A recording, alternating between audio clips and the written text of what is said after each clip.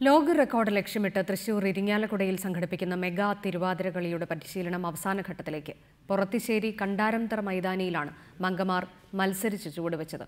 അടുത്ത മാസം 2-ന് ഇരിങ്ങാലക്കുട ക്രൈസ്റ്റ് കോളേജ് ഗ്രൗണ്ടിലാണ് ഗിന്നസ് റെക്കോർഡ് ലക്ഷ്യമിട്ടുകൊണ്ടുള്ള മെഗാ തിരുവാതിരകളി നടക്കുന്നത്. തൃശൂരിന് ഇത് റെക്കോർഡുകളിലേക്കുള്ള അതിവേഗ യാത്രയുടെ കാലമാണ്.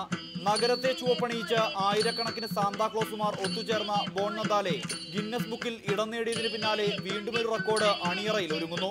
മെഗാ തിരുവാതിരയുമായി ഗിന്നസിലേക്ക് കയറാനാണ് ഇനിയുള്ള ശ്രമം.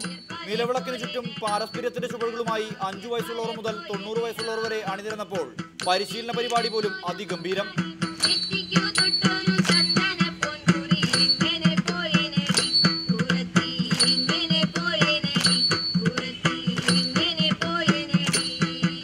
തിരുവാതിരകളിയുടെ തനത് രീതികൾ ഒട്ടും ചോരാതെയാണ് അവതരണമെന്ന് മുഖ്യ പരിശീലക ജിതാ ബിനോയ് പറഞ്ഞു.